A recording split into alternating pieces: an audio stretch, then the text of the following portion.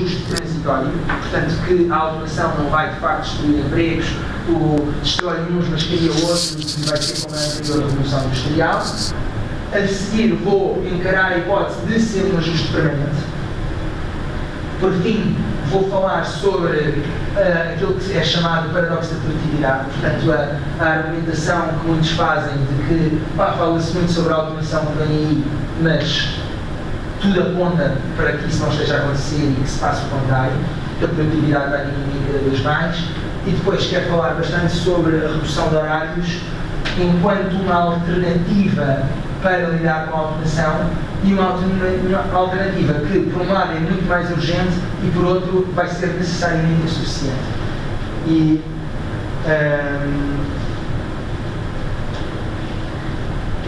portanto, eu quero explicar porque é que eu acredito que, embora seja uma medida muito mais urgente, ela vai ser certamente uma medida insuficiente. E, portanto, no próximo slide,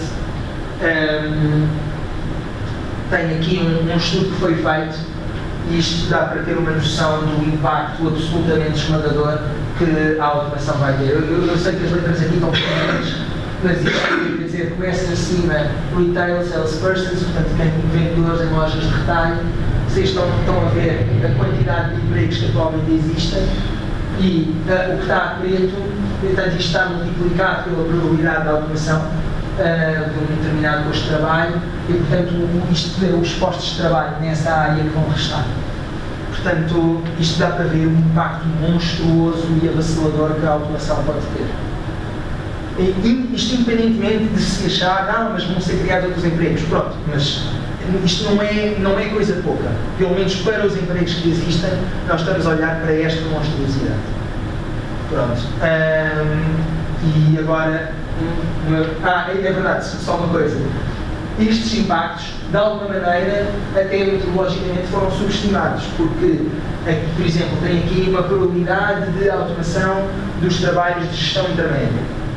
Mas essa probabilidade não está a assumir que vai haver menos gente a gerir, menos gente que seja necessário gerir, por causa dos outros trabalhos terem sido automatizados. Portanto, está a assumir, não, é só a específica probabilidade, portanto, isto é uma coisa estática e não dinâmica, que, argumento eu, subestima muito o impacto que isto terá.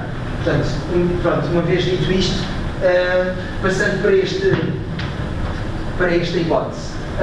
Para uma hipótese de trabalho que é aquilo que muitas vezes, quando eu falo no impacto absolutamente avassalador que a automação vai ter, uma resposta comum é alegar que isso é um ajuste transitório. E um exemplo que é dado é a Revolução Industrial.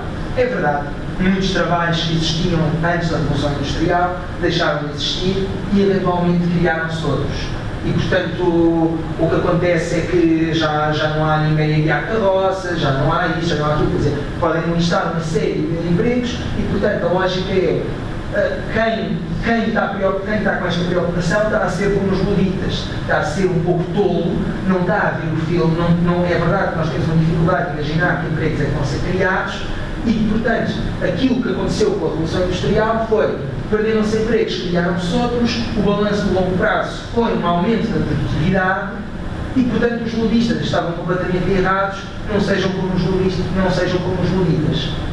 Mas aqui eu acho que este argumento é um argumento que logo à partida revela alguma ignorância histórica.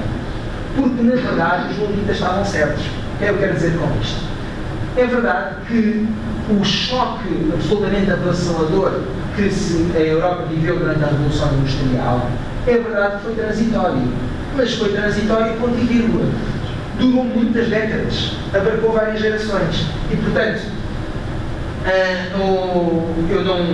eu pessoalmente não sou marxista, mas recomendo a toda a gente que leia o Capital.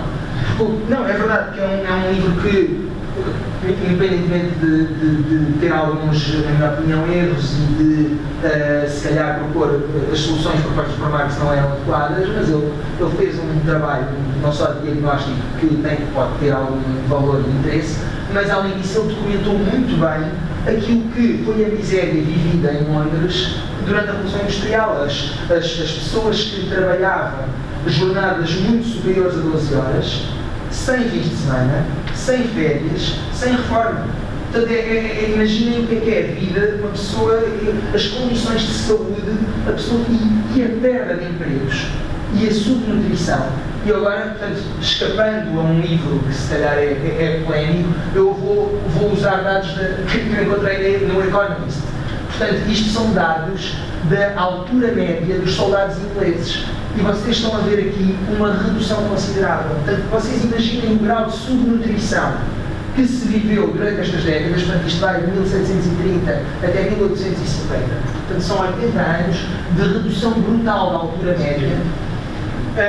Portanto, a automação pode ter um impacto absolutamente devastador nas sociedades e que hoje eu quero acreditar que seria considerado absolutamente inaceitável. Portanto, de repente, um choque desta natureza, mesmo que fosse transitório, não podia ser aceitável. E com a situação acrescida de, no caso moderno, o tempo de educação para estar apto a trabalhar nos novos empregos que eventualmente fossem criados seria um tempo de adaptação que eu argumentaria que é superior, portanto nem sequer nada levaria a crer que seria um ajuste mais rápido. Haveriam razões para argumentar que seria um ajuste ainda mais demorado e monstruoso. E portanto, os juristas nesse sentido estavam certos. E eu quero também dizer o seguinte: há dois mecanismos do qual nós passamos desta situação para aquela, porque é verdade, nós hoje conhecemos o fim da história, e eventualmente as condições de vida começaram a melhorar, e, portanto, em vez de subnutrição, passou a haver o contrário, passou a haver abundância de bens, e, portanto, temos aqui a altura média de novo a aumentar. Agora, pois, eu pus aqui duas setas. Senão, assim, isso é um argumento falacioso. Eu pus aqui duas setas precisamente por causa disso. Eu pus aqui duas setas. A seta verde está a dizer que uma explicação para isto, que seria uma explicação diferente do Paulo, do Álvaro, uma explicação diferente seria a explicação de que isto há uma explicação económica pela qual isto acontece, tem a ver com rigidez nominal nos preços e nos salários, e, portanto, essa rigidez ela própria garantiria que eventualmente se passaria daqui para aqui pelos mecanismos tradicionais do mercado. O que, mesmo aceitando essa argumentação, que seria questionável, porque muitas vezes a rigidez nominal podia não explicar um período tão longo, um período transitório tão longo, mas mesmo aceitando essa explicação, bem, à mesma, o RBI seria uma necessidade nem que fosse para lidar com o choque enquanto almofada. Mas eu ponho aqui a seta vermelha, precisamente porque eu concordo com o que tu disseste. Parte da razão pela qual se passou desta situação para esta situação foi porque a sociedade acabou por reagir. Houve sindicatos e houve lutas muito violentas. E, portanto, essa luta começou pela diminuição da jornada primeiro para a limitação da jornada em 12 horas. Portanto, não havia limite da jornada de trabalho. E os industriais diziam, não, se limitarem para as 12 horas de trabalho vai ser o fim do mundo, a indústria vai ser um cataclismo, vai ser uma desgraça no nosso país. Pronto. E, eventualmente, conseguiu-se conquistar as 12 horas, depois conquistou-se as 10 horas, depois conquistou-se as 8, depois conquistou-se os fins de semana, conquistou-se as férias. Estas conquistas sociais todas fizeram uma diminuição da oferta, que é aquilo que eu estou a argumentar que é importante o RBI fazer. Portanto, o RBI, ao estimular o lazer, está a diminuir a oferta, portanto, no fundo, seria, por analogia, fazer a mesma coisa, ou seja, a automação pode ser boa, desde que nós mudemos o contexto político para darmos resposta a esta nova realidade. E, portanto, é muito importante neste caso nós não nos limitarmos a sofrer passivamente um choque, esperando que, na garantia de que eventualmente as coisas vão ao sítio, mas tomarmos uma atitude ativa, se não para conseguirmos resistir a este período de ajuste, eventualmente para criar o ajuste. Portanto, estas são duas razões pelas quais o RBI é muito importante, mesmo assumindo que este ajuste é um ajuste transitório. E agora é só um breve comentário sobre esta questão. É porque aquilo coincide com o colonialismo também. Ou seja, a separação de matérias-primas úteis à indústria coincide com aquele período. Sim. Portanto, também é uma parte importante das coisas. É verdade. E havia, aliás, todo um continente, a América, não é? Os ocidentais chegaram lá, roubaram o petróleo aos índios e tiveram, portanto, isso serviu um pouco de escape, ou seja, para muitas pessoas isto foi uma oportunidade de fugir a um mecanismo que, de alguma forma, acabava por ser uma chantagem e portanto, no início, durante esta fase, para a população branca, os Estados Unidos foi um espaço de enorme mobilidade social e de oportunidade e portanto havia muita abundância de recursos, havia tudo isso e portanto isso também é uma razão importante. Eu, por acaso é engraçado, noutro contexto estive a discutir sobre este assunto, também mencionei isso mesmo. Portanto, imaginemos o impacto, já foi o impacto que foi, imaginemos o que seria se não fosse este contexto de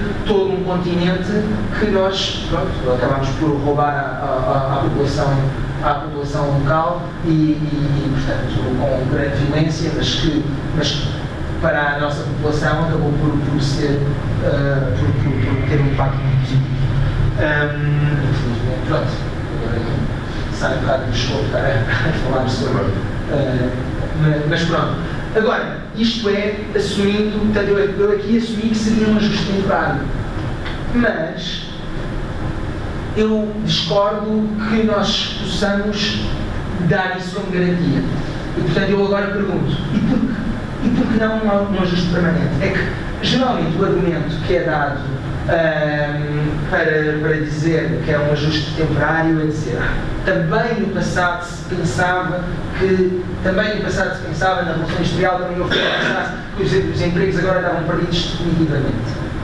Bem, ok, mas esse argumento é um argumento que falha porque há muitas circunstâncias históricas onde houve repetições sucessivas daquilo que acontecia no passado até o dia em que deixaram de acontecer. Quer dizer, o Edison, eventualmente, alguém devia achar que ele estava completamente maluco porque ele já tinha tentado, ele andou à procura de filamentos para as lâmpadas e tentou este material, falhou, tentou aquele material, falhou, tentou outro material, falhou. Havia sempre uma razão diferente e sempre uma razão diferente. Eu imagino imensa gente que diz, bem, já chega, quando é que aprendemos a lição? Isso não é persistência, isso é teimosia.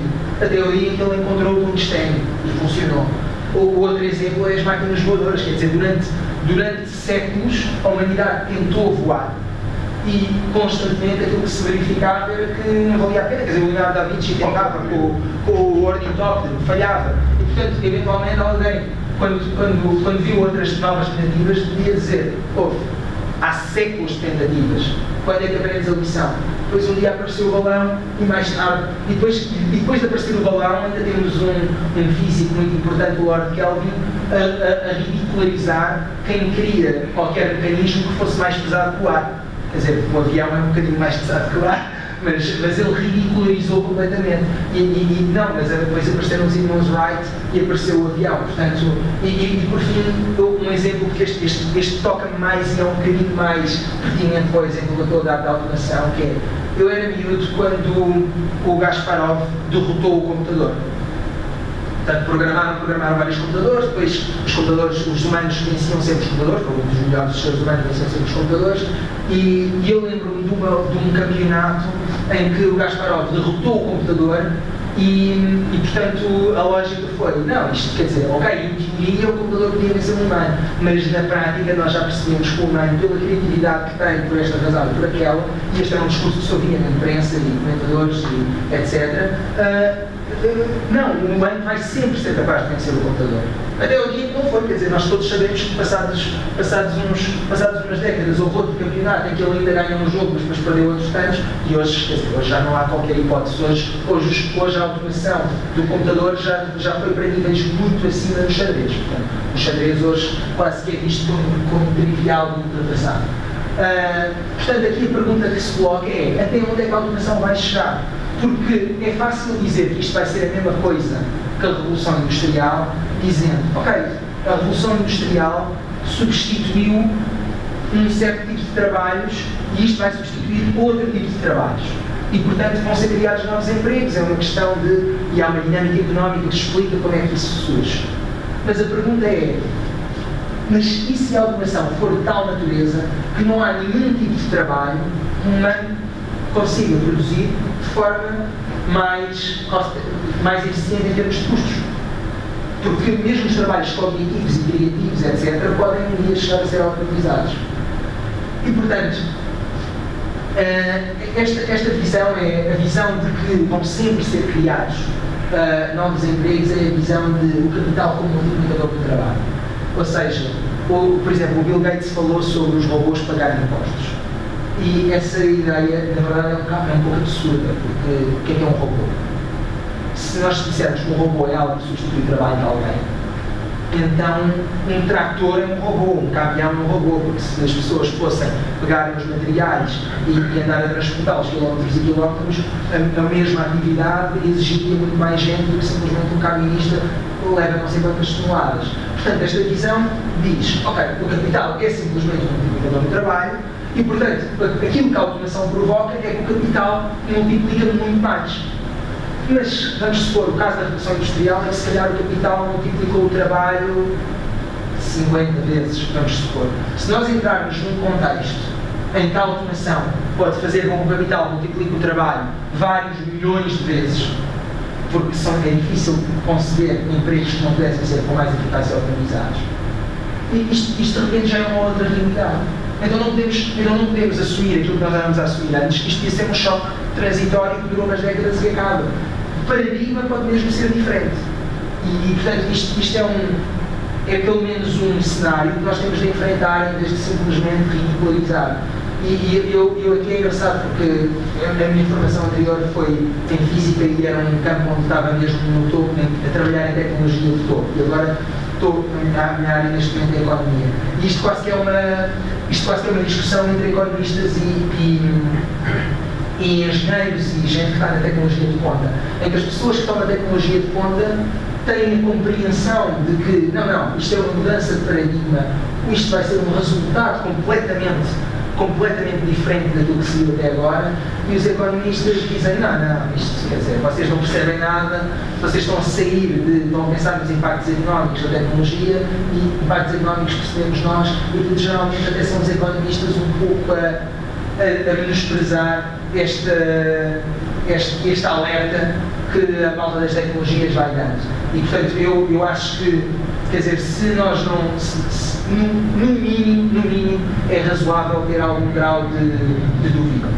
Independentemente disso, volto a frisar aquilo que já tinha dito antes, que é, mesmo que os economistas tenham razão, isto haja um ajuste, o ajuste pode demorar décadas e pode nem sequer poder ser estimulado se não for alguma mudança de configuração social.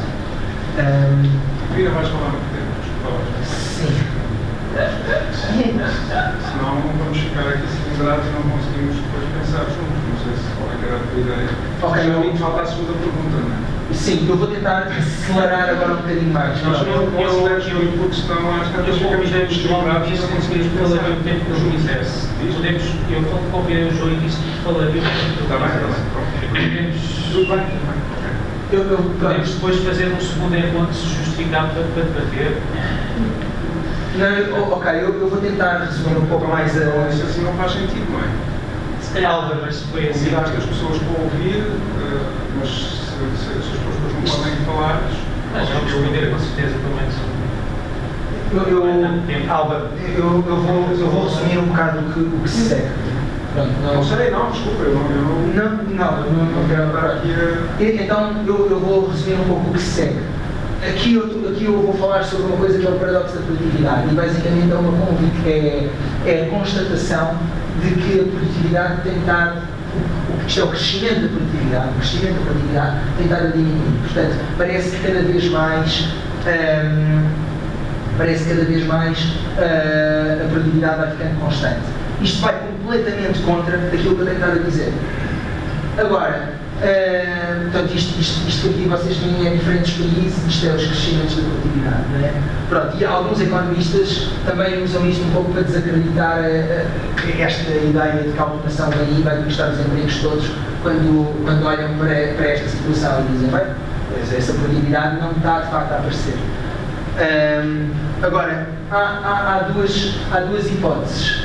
Uma é que a revolução está a virar da esquina, portanto, porque de facto a malta das tecnologias vê o potencial para este disparar da automação e, portanto, podemos perguntar-nos o que é que está a atrasar esta revolução e perguntar se são fatores não económicos e, portanto, a possibilidade de serem fatores não económicos é a investigação na patente. E, vamos supor, estas revoluções industriais que foram existindo foram de uma forma não muito progressiva, mas de forma um bocadinho explosiva. E, portanto, neste caso, aquilo que está a acontecer é, sim, a produtividade está a diminuir, mas não tarda nada, vai disparar por aí acima. Ou também há outra possibilidade, e esta possibilidade, houve uma discussão informal em blogs, e às tantas o Krugman, que é Nobel em Economia, avançou com uma espécie de modelo. Isto não está publicado nada, isto é uma discussão informal, mas a teoria dele era de que precisamente o que está a atrasar a automação são os baixos salários. Porque enquanto a ameaça da automação existe e, portanto, com isso se vai destruindo, desmantelando o Estado Social e o trabalho vai sendo cada vez mais valorizado, há um incentivo económico menor para automatizar. Pois, durante a fase inicial da automação, é óbvio que quando a coisa estiver muito desenvolvida, isso já não é assim. Mas nesta fase inicial de experimentação e disto e daquilo, não faz sentido estar a correr esses riscos para poupar muito pouco dinheiro porque o trabalho já não é desvalorizado. Então ele basicamente propôs um modelo informal onde mostrava como é que isto podia acontecer. E a esse respeito do modelo dele, vale a pena nós pensarmos no que aconteceu com a Índia e a Inglaterra, que é, portanto, a Inglaterra, o Reino Unido, dominava a Índia, dominava uma série de outras colónias, e ainda era um mercado conjunto. No entanto, não foi na Índia que surgiu a Revolução Industrial, mas sim na Inglaterra. Porquê? Portanto, natural, a teoria económica diria, bem, mais facilmente nasce na Índia, porque a Índia precisamente é onde os salários são mais baixos, a rentabilidade do capital poderia facilmente ser superior e, portanto, é lá que precisamente vai haver um investimento. Não, mas foi na Inglaterra, porque na Inglaterra, onde os salários eram altos, havia um incentivo muito maior para automatizar. E, portanto, isto leva a crer que a desvalorização do trabalho pode ser precisamente aquilo que está a travar uma revolução da automação. E pronto. Agora, a redução de horários enquanto resposta a este problema. Portanto, como argumentei há pouco, eu acho que a redução de horários pode ter sido um fator essencial para que a sociedade pudesse ter acomodado a Revolução Industrial. Portanto, como os sindicatos batalharam de forma muito dura para reduzir cada vez mais a oferta de trabalho, diminuir a jornada, etc. e tal, eventualmente isso acabou por criar um outro governo social e levar a uma valorização do trabalho. Portanto, embora isso possa ter sido muito importante, eu vou argumentar que isso não pode ser tão facilmente repetida. E, portanto, aquilo que eu quero dizer é a redução de horários é uma solução urgente, não exige o tipo de transformação tão avassaladora que o RBI exige, e é uma solução para ontem. Portanto, quando eu não posso pensar em alternativa ao RBI, nós estamos aqui a falar e é uma batalha para os próximos 10, 15 anos. A redução de horários já devia ter sido implementada ontem, porque ontem já era tarde. Portanto, eu pus aqui 35 horas semanais já, porque eu não sei o que é que nós, enquanto sociedade, estamos à espera para esta redução de horários. No entanto, embora a redução de horários seja uma coisa que seja muito mais urgente, ela não pode dar uma resposta completa ao problema da automação por duas razões diferentes. A primeira é a seguinte: se nós reduzirmos os horários para horários próximos ou abaixo das 20 horas semanais, nós podemos estar a destruir uma coisa e a dar um tiro nos pés, que é, neste momento há uma norma social de que as pessoas tenham um emprego. A partir do momento em que um emprego exige normalmente cerca de 20 horas, pode passar a ser tão banal que as pessoas tenham 2 ou mais empregos, que às tantas classes se torna socialmente exigível. E quando estamos a diminuir os horários para valores daí, podemos estar a estimular de tal forma que as pessoas tenham mais do que um emprego, pelo menos as pessoas com mais apetência pelo consumo, que isso quase que contrabalança o efeito de termos o efeito de termos um horário mais baixo. Esse é um problema. O outro problema é que cada vez mais muitos trabalhos são por objetivos. Portanto, vamos supor uma empresa contrata alguém, independentemente dessa pessoa trabalhar 6 horas durante a empresa tem uma expectativa de que a pessoa faça um trabalho semanal que muito ultrapassa o tempo que ela está lá a trabalhar. E isso é quase impossível a parte do Estado controlar isso, porque em última análise a pessoa no seu tempo livre faz o que quer. E a empresa pode sempre reparar, esta pessoa produz tantos objetivos que ela não controlou quanto tempo a pessoa teve a trabalhar menos. Esta pessoa produz tantos objetivos, aquela outra produz ainda mais, então eu vou preferir a outra. Então na prática só quem trabalha muito mais do que uma determinada quantidade de horas é quem encontra trabalho. Pelo menos para uma fatia cada vez maior de empregos. E, portanto, como é muito difícil controlar isto, aquilo que nós temos de pensar é, não, se nós queremos limitar a oferta de trabalho, nós temos de fazer com que sejam as próprias pessoas a não querer trabalhar sobre determinadas condições excessivas. E, portanto, o RBI, em complemento com alguma redução de horários, mas o RBI sim pode realmente dar a resposta adequada à desumanidade que os trabalhos por objetivos podem criar. E pronto, isso é a minha explicação. Portanto, eu agora, fazendo um quadro completo do porquê, portanto, aos ganhos que eu já tinha falado, mesmo no caso em que não existe estímulo ao lazer, podemos acrescentar aqui as externalidades do lazer e depois temos a questão do estoque de capital, alterações ao inventário e aí mostrar como nesse contexto isto quase que esta espécie de custo, na verdade o RBI quase pode tornar isto afinal um ganho crescido, servindo ou de tempero à violência que a automação pode trazer. E, portanto, ok, o capital já ia ficar tão rentável que cara diminuiu via RBI, quer dizer, nós não temos de nos estar a preocupar com o estoque, não faz sentido nenhum, ou até como negativo. Podes passar e pronto. Agora, sobre a implementação, aí é que eu vou mesmo correr, portanto, aliás, eu passo já este slide para ir mais direto. Pronto, aqui está uma implementação, aqui está umas contas de guardanapo feitas sobre uma implementação à escala nacional daquilo que seria o problema estático, ou seja, assumindo que todas as pessoas vão manter o mesmo tipo de emprego, não há alteração nenhuma.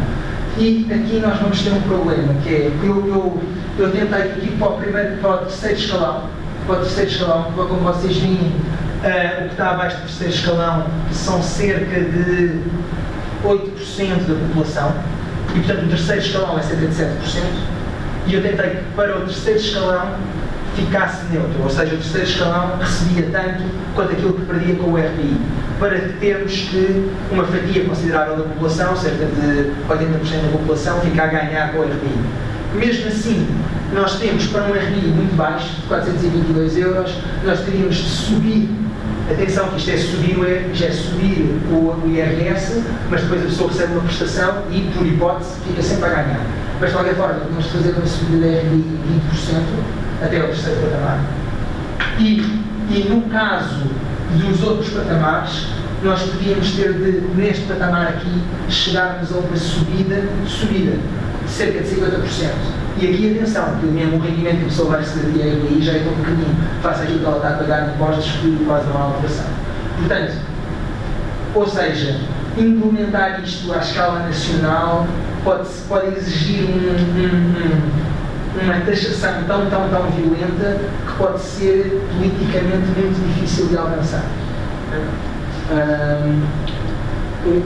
Portanto, aqui o que eu tinha dito, portanto, que é mesmo para os escalões que ficam a ganhar a subida do IRS em 20% pode ser visto como uma ameaça, e estamos a falar de pessoas que ganham mais na prestação do que aquilo que pagam com o IRS acrescido, mas mesmo assim para elas pode haver algum tipo de reservas. A fuga ao fisco torna-se muito mais apetecível, porque de repente os escalões subiram todos de uma forma muito violenta, e impostos na casa dos 75% para os escalões mais elevados, isto nem sequer estou a considerar as contribuições para a segurança social, podem ser considerados ilegais. Portanto, aqui há uma barreira simbólica dos 50% de taxação que pode ser considerada a expropriação e, portanto, que atenta é uma violação ao direito à propriedade inscrita na Constituição. E, portanto, isto podia ser um obstáculo importante.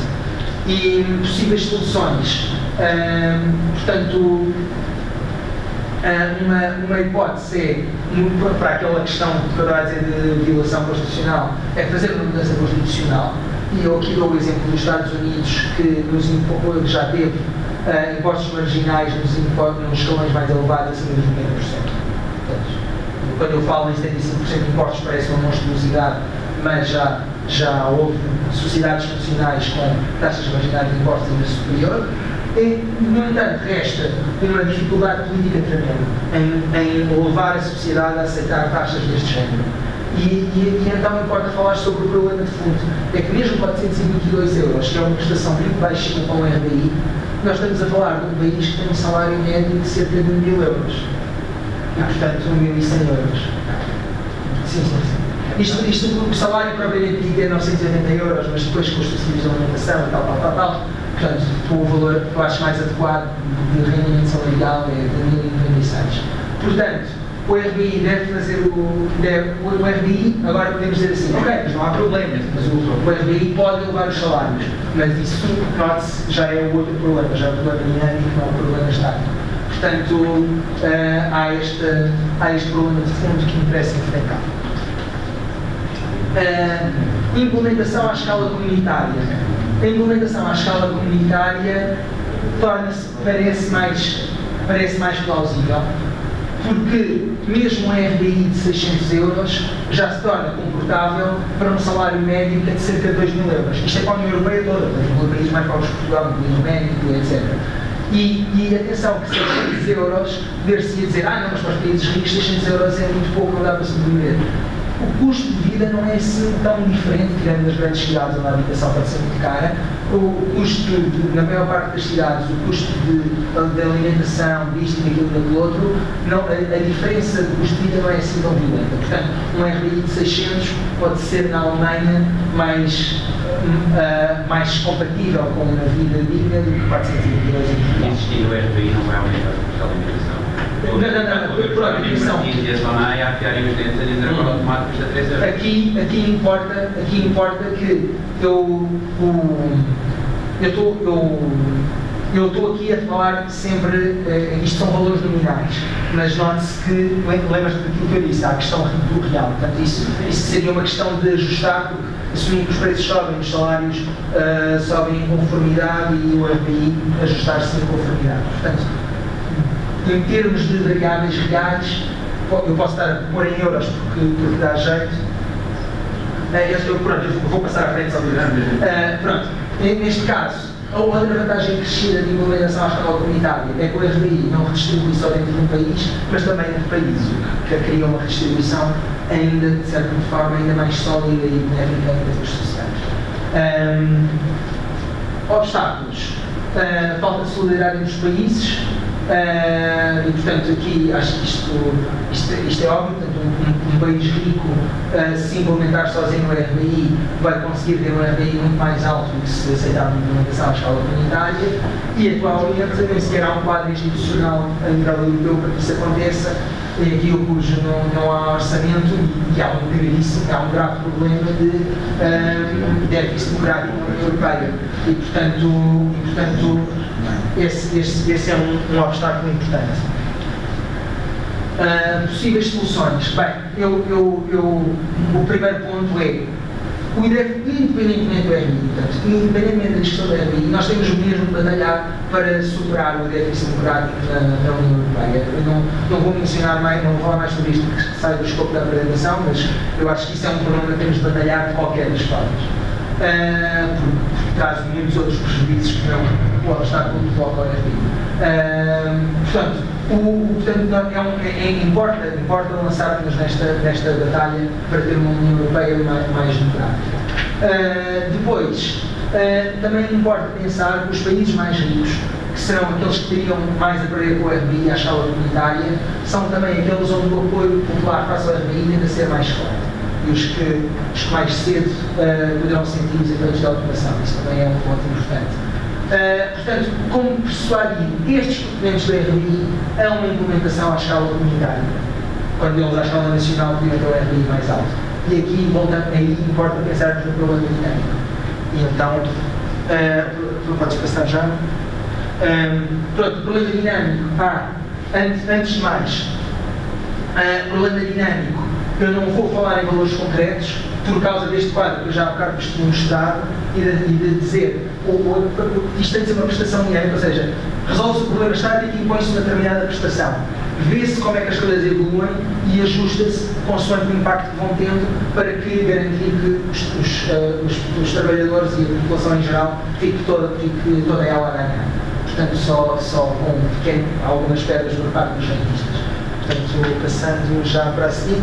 Portanto, agora, RBI num só país, qual é que é o perigo? Fuga de capital muito rápida. Portanto, se um país, ou estou num país rico, é o primeiro a implementar o RBI, as empresas rapidamente mudam-se para outro país da União Europeia, mantêm igual acesso ao mercado. Esta transformação pode ser tão rápida e tão violenta que rapidamente a população se arrepende porque nem sequer houve tempo para processar, de repente há o medo, perdas de empregos, toda esta violência. E depois o RBI acaba por ser dado como um exemplo de falhanço. Para assim o país a implementar o RBI, a fuga de capital pode ser ainda mais rápida porque já se percebeu que a chantagem funciona. E, portanto, isto pode ser um perigo da implementação do RBI num só país que importa considerar.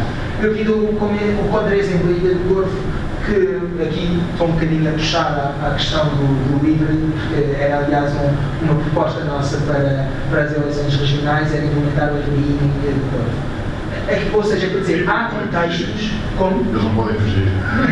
Não, mas é verdade, há contextos onde pode funcionar bem, porque o acesso ao mercado no Corvo não pode ser feito com facilidade num outro país. Portanto, há barreiras que tornam mais implemento, ou seja, tornam menos preocupante esta fuga muito rápida de capital e o impacto que isso pode ter na qualidade de vida das pessoas, principalmente as pessoas mais fragilizadas, não é?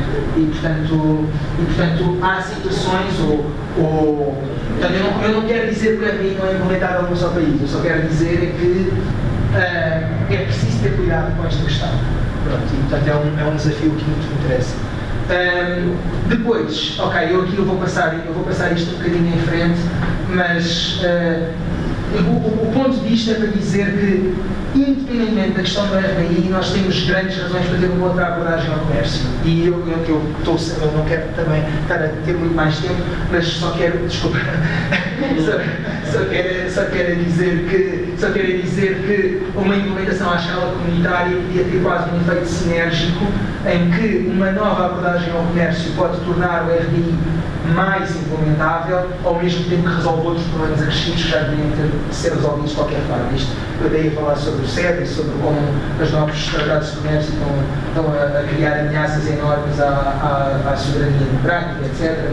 Mas pronto, o ponto geral é este, é que há outras vantagens em implementar o RBI à escala comunitária. E pronto, à escala comunitária ou humanitária? Comunitária, não, comunitária eu sempre a falar na União Europeia porque a escala... isso por acaso era o último ponto do slide anterior. O último ponto do slide anterior era, se isto fosse implementado à escala da União Europeia, tinha tanto potencial de ser um modelo tão bem sucedido que gera tanto bem-estar da população que depois acabaria por ser limitado. Portanto, acabaríamos por ter o RBI a florescer, como de facto aconteceu com as lutas dos trabalhadores, porque assim, durante o século XIX, a escala ampla era a escala nacional, porque as distâncias eram todas maiores. A pessoa para ir de Lisboa ao Algarve fazia um destamento. E, portanto, a escala ampla era a escala nacional. E quando a conquista foi uma conquista, não as conquistas dos trabalhadores pela diminuição da jornada de trabalho e tudo, foram conquistas à escala nacional, embora possa ter havido algum grau de fuga de capital, essa fuga foi tão lenta, porque a escala nacional era a escala ampla, que os ganhos, as vitórias, foram mais imitados do que retraídos. E então houve uma dinâmica em que se generalizaram. Este país conquistou, este, aquele, depois quando todos conquistam, aí o capital já não tem para onde fugir, para onde se quer ter acesso a este tipo de mercados. E portanto, aí o RBI pode implementar à escala comunitária, que é o análogo às vitórias dos trabalhadores no seio industrial, para a escala nacional, quando vem à escala comunitária pode de facto ter uma probabilidade de sucesso que me parece bastante desejável, pelo menos bastante promissora. E pronto, e é isto. Pronto, agora se quiserem discutir, falar sobre este assunto.